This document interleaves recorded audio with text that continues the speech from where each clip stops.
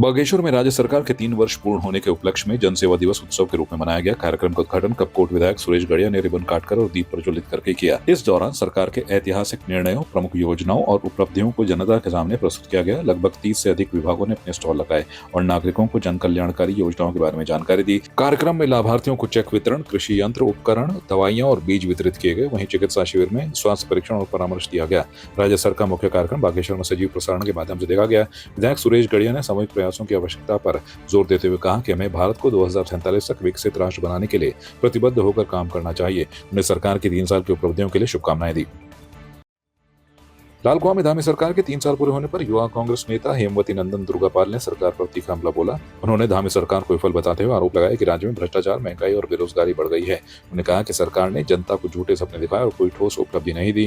दुर्गापाल ने प्रेस वार्ता में कहा कि सरकार ने विकास की बजाय सिर्फ दिखावटी घोषणाएं की हैं। उन्होंने प्रदेश में बिगड़ती कानून व्यवस्था, बेरोजगारी और किसानों की समस्याओं का हवाला देते हुए सरकार की आलोचना की।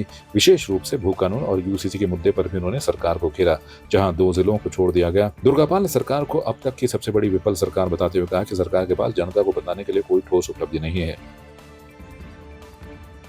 जनक कार्यकाल है इस सरकार का। और अगर पूरे प्रदेश में देखो, स्वास्थ्य सुविधाएं बेहाल हैं, अस्पताल में डॉक्टर नहीं है, स्कूलों में शिक्षा बेहाल है, टीचर नहीं है, ऐसे ही कारोबारी परेशान है। और ये सरकार ऐसे कानून लेके आई, भू कानून लेके आई तो उसमें 2 जिले गायब कर दिए।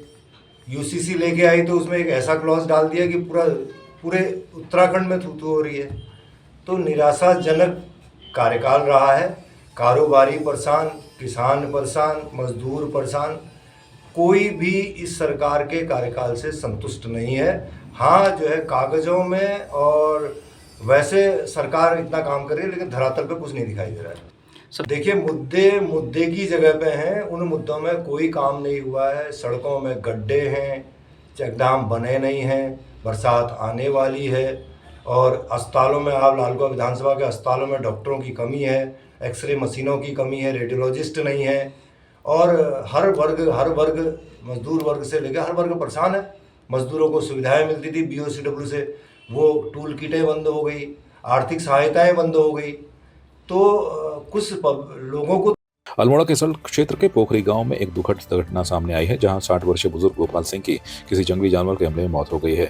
यह घटना सल्ट के मौलेखाल क्षेत्र में घटी, जहां बुजुर्ग अपने घर में सो रहे थे और संभावना जताई जा रही है कि तेंदुए या किसी अन्य हिंसक जानवर ने उन पर हमला किया। घटना के बाद स्थानीय लोग दहशत में हैं। पुलिस ने मौके पर पहुंचकर जांच शुरू कर दी है और प्रारंभिक जांच में प्रतीत हो रहा है कि मृतक पर किसी जंगली जानवर ने हमला किया। वन विभाग को भी घटना की जानकारी दी गई और उनकी टीम घटनास्थल पर पहुंच गई। वन विभाग के रेंजर उमेश पांडे ने बताया कि शव सड़ चुका था और मौत के कारणों का पता पोस्टमार्टम रिपोर्ट के बाद ही पता चलेगा।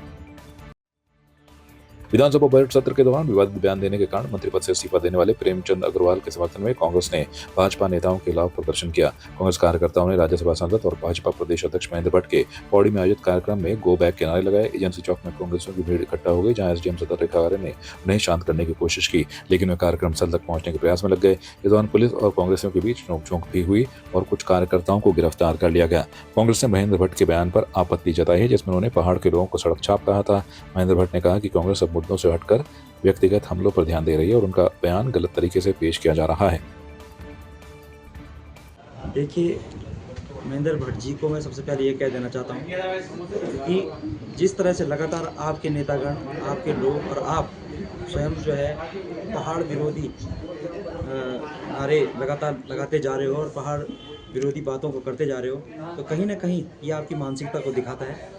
आप प्रदेश के बड़े पद पर बैठे हुए हैं और उसके बाद आपका इस तरह से आप समझ सकते हैं कि राज्यसभा सांसद के रूप में आपका क्या दायित्व होने चाहिए, और उन दायित्वों को छोड़कर आप जो है इस तरह की बातें कर रहे हैं। किसी संगठन को आप इस तरह से आक्षेप लगा रहे हैं कि जो है संगठन का कोई काम नहीं है। कांग्रेस पार्टी के बारे में बता देना चाहता हूँ, कांग्रेस पार्टी जो है हमेशा सब लोगों के हितों के साथ खड़ी रही है।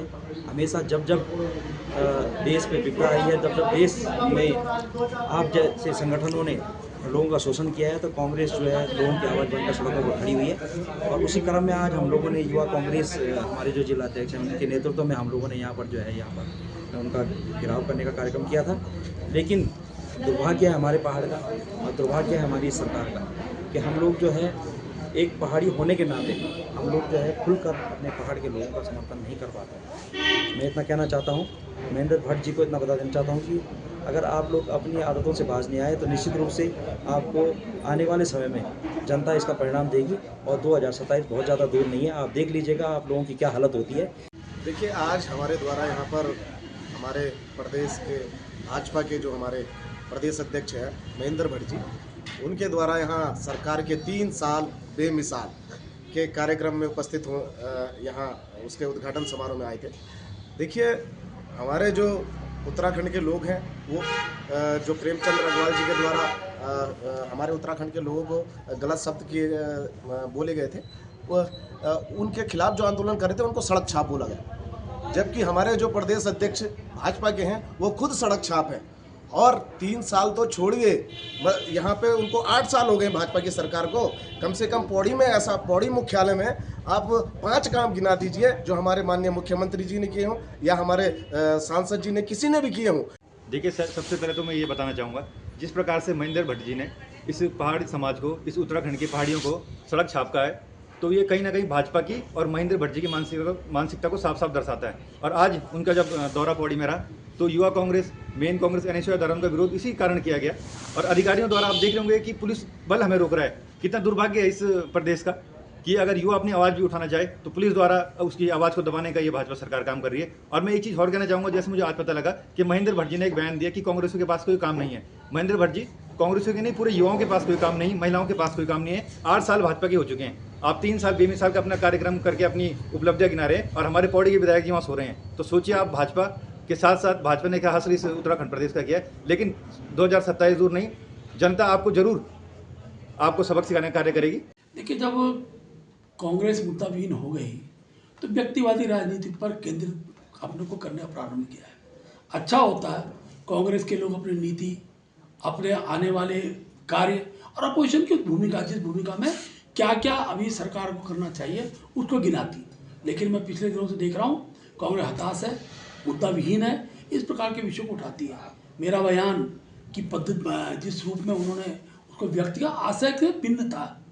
जब नरेंद्र सिंह नेगी जी ने कहा कि वहाँ राजनीति हो रही है तो मैंने वो शब्दावली का प्रयोग किया। फिर भी अगर किसी को शब्दावली खराब लगती है तो मेरे पुतले उन्होंने जला दिए, मेरे खिलाफ सब प्रकार का जो करना था वो सब लोगों ने किया है। लेकिन मैं फिर कहना चाहता हूँ कि इस राज्य के लिए क्षेत्रवाद, जातिवाद, पहाड़ मैदानवाद ये ठीक नहीं है। और मैं कांग्रेस के मुख्यमंत्री जो प्रदेश अध्यक्ष हैं उनसे जानना भी चाहूँगा, जब मेरे प्रदेश के मंत्री ने त्यागपत्र दे दिया, इस भाव को, इस समिति के ध्यान में रखते हुए कि इससे राज्य के इस प्रकार परिस्थितियाँ निर्माण हो रही हैं, तो कांग्रेस के अध्यक्ष को क्या उनका नैतिक कर्तव्य नहीं बनता था कि अपने विधायक जिन्होंने मात्र शब्द गाली दी है, सड़क के अंदर अपमानित किया है और जिस प्रकार से उत्तराखंड के लोगों को थू करके शब्द का प्रयोग किया है, क्या उनके अंदर नैतिक बल नहीं है कि अपने विधायक को बोलकर केवल एक नोटिस दे दें, उनसे जानकारी लें? अच्छा होता कांग्रेस अपने कृत्यों पर पर्दा डालने का काम न करती और अपने विधायकों से पूछती कि तुमने किस प्रकार के बयान दिए हैं, उसके लिए कार्रवाई होनी चाहिए। उस आधार पर कांग्रेस एक प्रकार से कहीं दूर तो दिखाई नहीं दे रही है। जो मुद्दे हम भारतीय जनता पार्टी उठा रही है उसी मुद्दे पर कांग्रेस राजनीति करने का काम कर रही है। आपकी इस पर क्या राय है, हमें कमेंट कर जरूर बताएं। इसके साथ ही आप हमारे YouTube चैनल को सब्सक्राइब कीजिए। आप हमें Facebook, Instagram, Twitter पर फॉलो भी कर सकते हैं और संवाद 365 के साथ एक क्लिक में जुड़ने के लिए डाउनलोड कीजिए संवाद 365 ऐप।